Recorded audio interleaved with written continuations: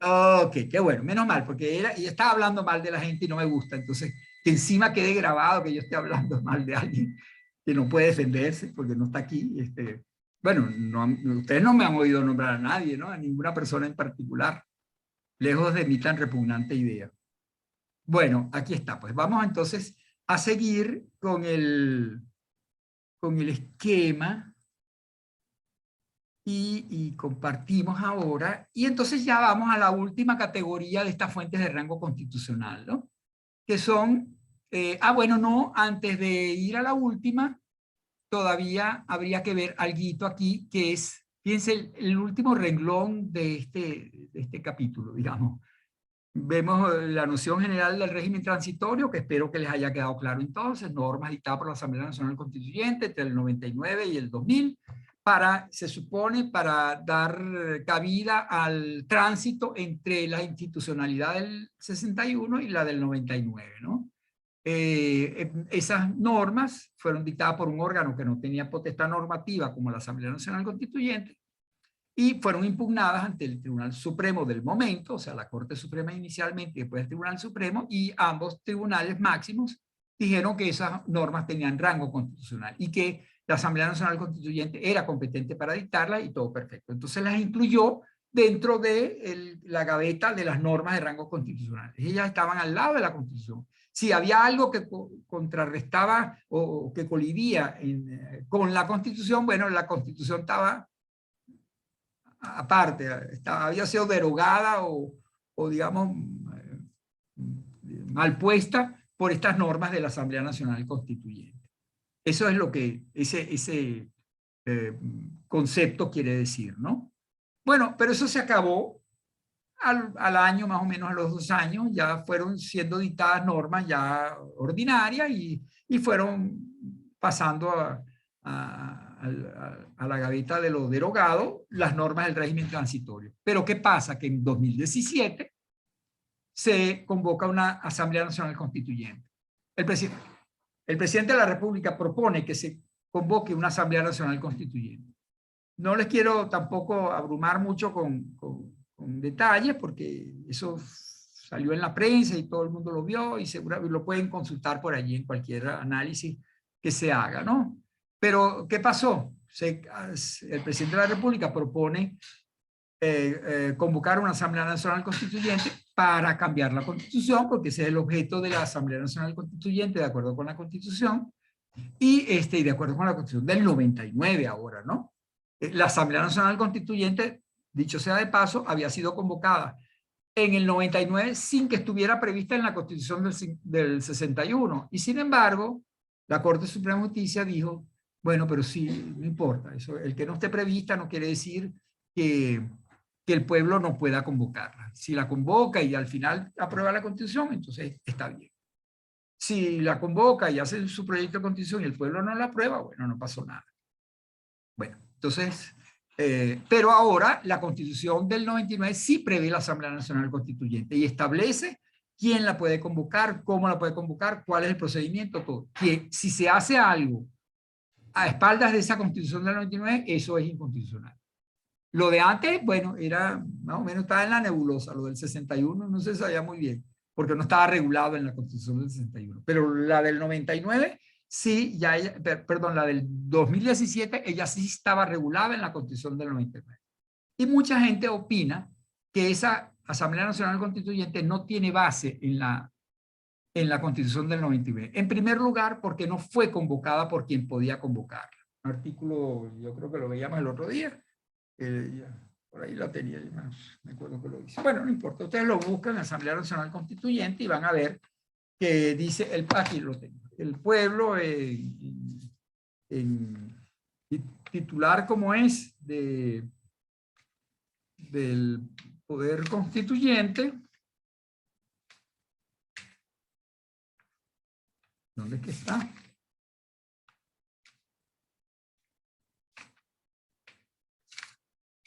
Aquí está.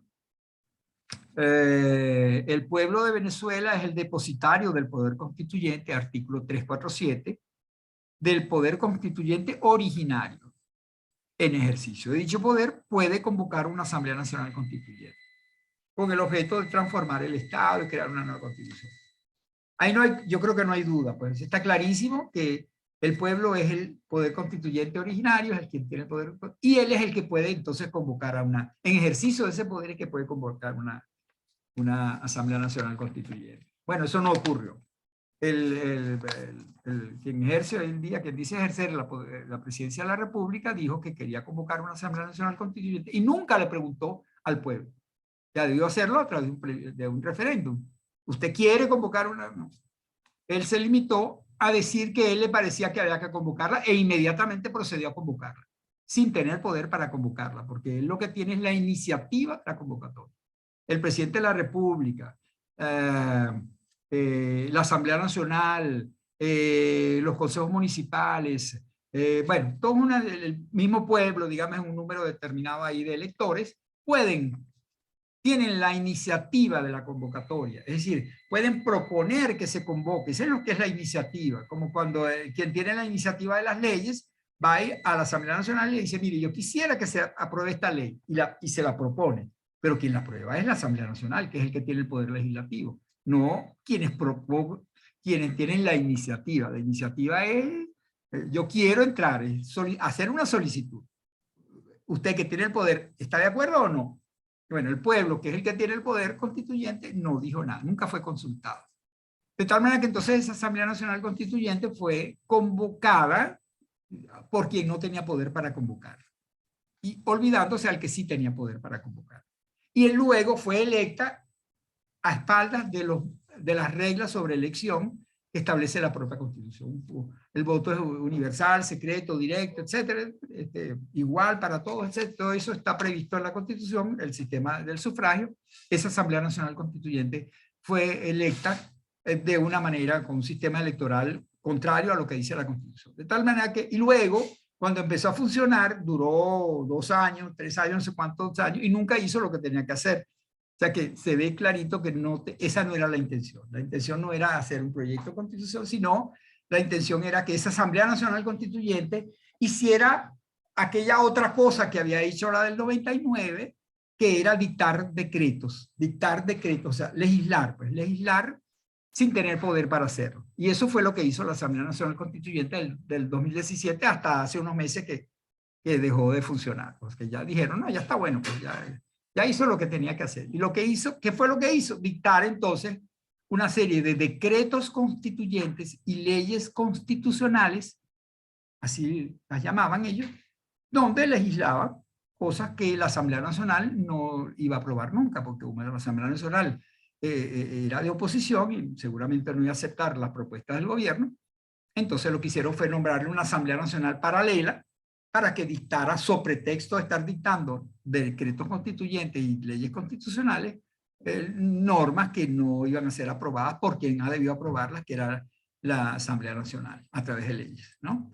Bueno, entonces, ¿pero qué pasó? Que si ustedes van y impugnan esos decretos constituyentes, esas leyes constitucionales, el Tribunal Supremo va a decir, no, pero si son buenísimas, estupendas y tienen poder, tienen rango constitucional. O sea, van a repetir la misma cosa que se dijo con respecto a los actos del régimen transitorio de ingrata recordación, porque es así, bueno.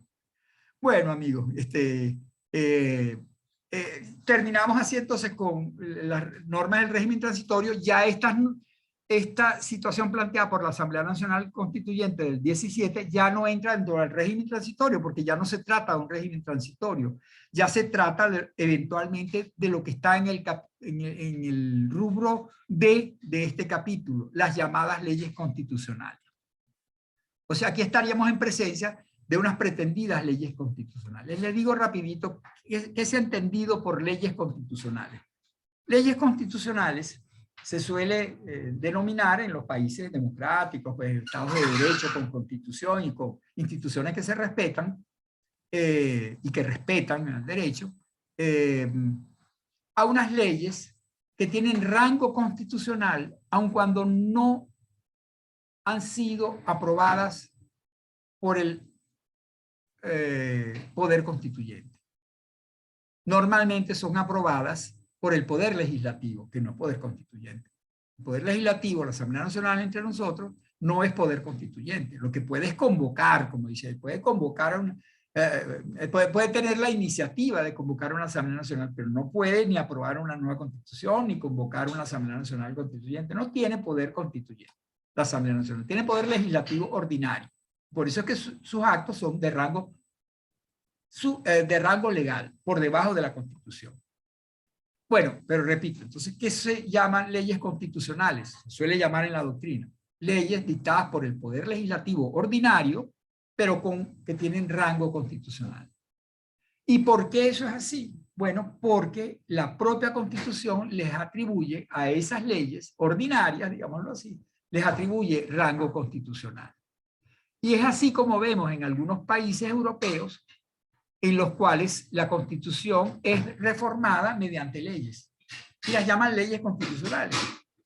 Normalmente el procedimiento para aprobar esas leyes constitucionales es un procedimiento más rígido, un procedimiento más reforzado, podríamos decir, donde se pone a participar, se exigen mayorías calificadas, se pide la opinión de otros poderes públicos, etcétera, y por lo tanto termina y entonces, con lo cual, entonces, esa ley, sí, como que es razonable que tenga un valor superior a la de las leyes ordinarias, porque ha sido tramitada de una manera más compleja, con la participación de un mayor número de voluntades, etcétera, y entonces, bueno, eso le da el rango constitucional a esas leyes. Repito, leyes constitucionales se denominan leyes de acuerdo con las constituciones de algunos países, leyes que son leyes ordinarias aprobadas por el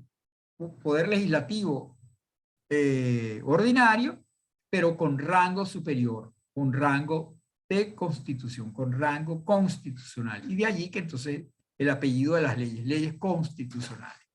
En Venezuela no hay leyes constitucionales. En la Constitución del 99, ustedes buscan a ver si hay alguna fórmula de ley constitucional, no hay. Lo que ocurre es que en la Constitución del 61 habían previsiones de la propia Constitución de que el Congreso podía, mediante ley, regular algunas materias que estaban ya reguladas en la Constitución y que esa ley podía cambiar lo que decía la Constitución. O sea que mediante una ley ordinaria podía el Congreso de la República, bajo la vigencia de la Constitución del 61, modificar la Constitución de alguna forma, hacerle alguna modificación a la Constitución. Cuando ya les voy a decir algunos ejemplos, ¿no? Porque lo interesante es que en la Constitución del 99 algunas de esos ejemplos siguen vigentes. Entonces, lo que les quiero decir es que parte de la doctrina venezolana, cuando examinó esas disposiciones constitucionales, dijo, bueno, pero entonces, si esas leyes tienen rango constitucional porque pueden modificar la Constitución, entonces esas normas son leyes constitucionales. Tienen rango. Si pueden modificar la Constitución es porque tienen rango constitucional. Entonces fue la doctrina, en este caso no fue la jurisprudencia, sino que fue la doctrina la que dijo, esas leyes tienen rango constitucional. Con lo cual tendríamos entonces unas normas de rango constitucional, porque lo prevé la propia Constitución del 99, los decretos, los tratados internacionales sobre derechos humanos, unas normas de rango constitucional, porque lo dijo la jurisprudencia, las normas del régimen transitorio, no lo decía la Constitución, pero la jurisprudencia sí lo dijo, el Supremo Tribunal lo dijo, y por lo tanto, entonces ahí está. Y estas otras, ¿dónde estoy? Ajá. Y otras normas, es que cambié el formato del esquema. Aquí está. Bueno, no importa. Y otras normas de rango constitucional que que tienen ese rango constitucional, que no lo tienen porque es la exposición de motivos. Alguien lo pretendió, pero en definitiva no tuvo éxito esa propuesta y nadie sostiene que la exposición de motivos tenga rango constitucional. Y por último, estas normas de rango constitucional que lo tienen ese rango porque la doctrina lo ha dicho. Y porque en la práctica funcionan y han seguido funcionando. Son leyes que se han dictado y que han modificado la Constitución. Entonces, es la doctrina la que da la interpretación si esas normas modifican la Constitución es porque tienen rango constitucional. Es una explicación doctrinal, lógica, coherente, pues, ¿no? Vamos a ver algunos ejemplos, por lo menos le voy a dar un ejemplo, ¿no? Para que no tienen ninguna discusión. En la Constitución del 61 y ahora en la Constitución del 99 está prevista la que debido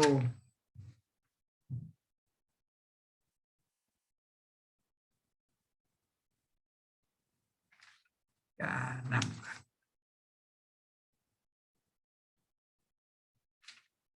He debido buscarlo antes y ahora no la tengo. Creo que es la 12. Sí.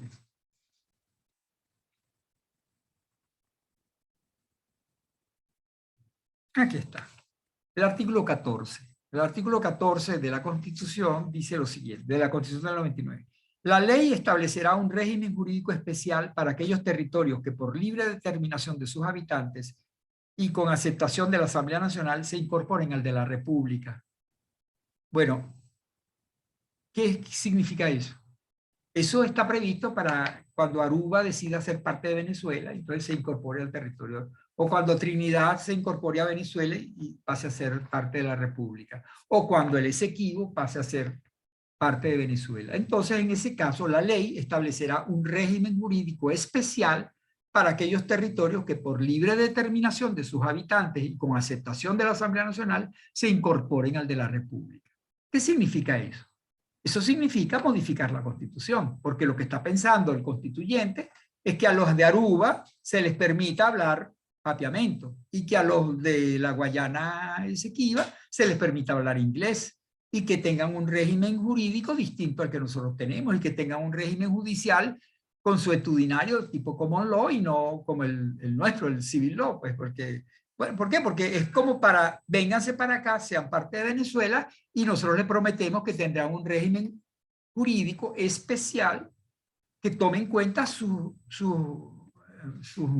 orígenes y sus tradiciones culturales, políticas, sociales, etcétera, etcétera. Solo que ahora son venezolanos. Entonces, el inglés será también un idioma oficial, también el papiamento será, o el holandés será idioma oficial, etc. Esa es la idea más o menos. Bueno, si eso es así, lo que es que estamos hablando de ciencia ficción porque eso no ha ocurrido, pues, y no sabemos si va a ocurrir nunca.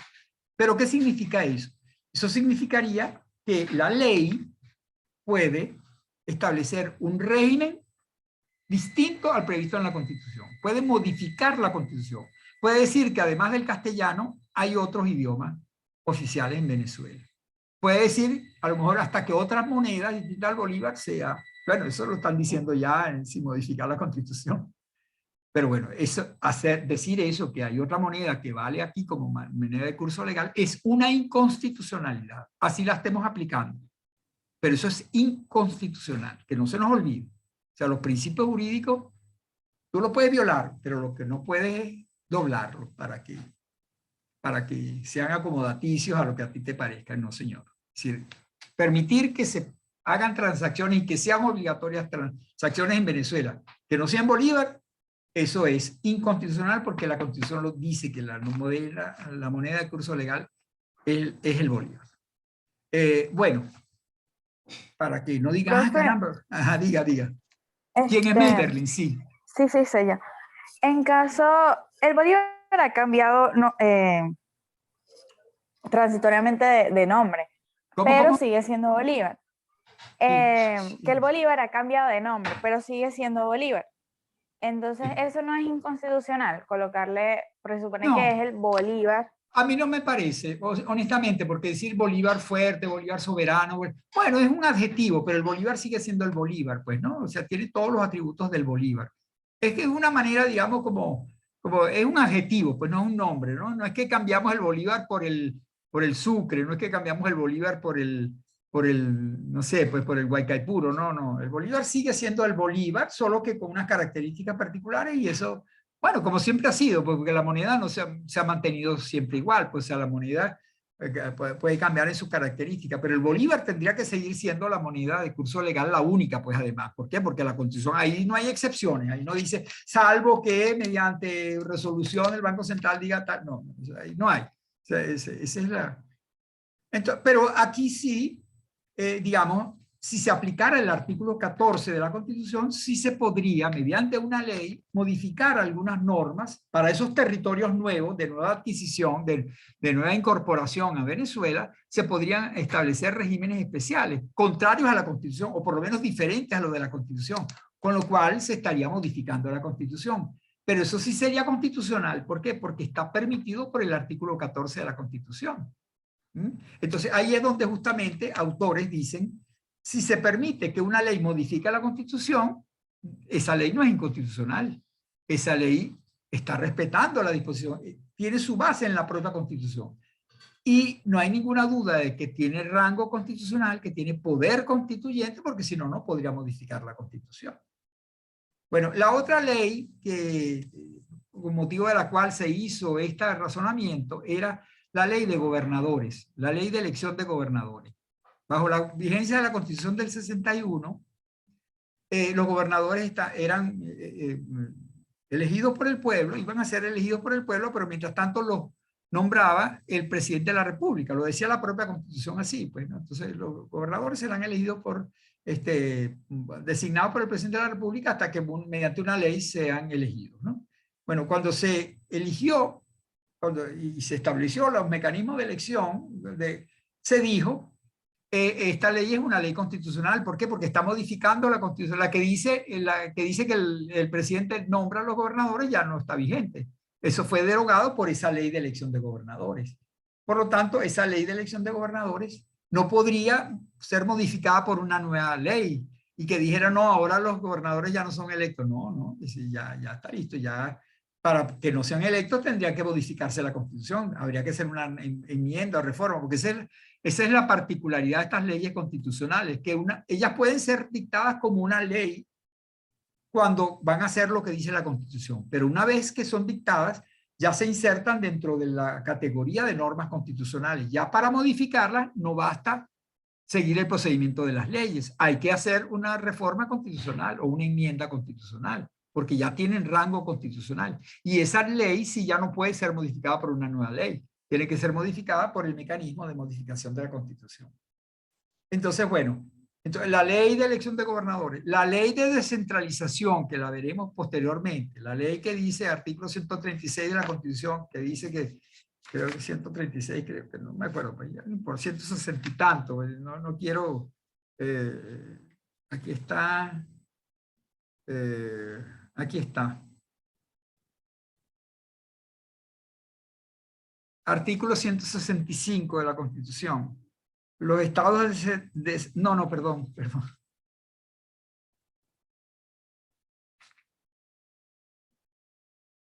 Ah, pues.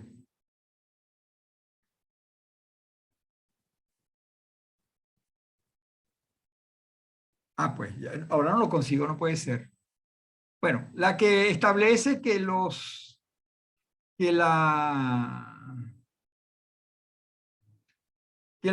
disposiciones será no, pues, no importa. Ustedes ya conocen esa norma y más adelante la vamos a ver porque la dedicaremos cuando veamos la descentralización como mecanismo de organización.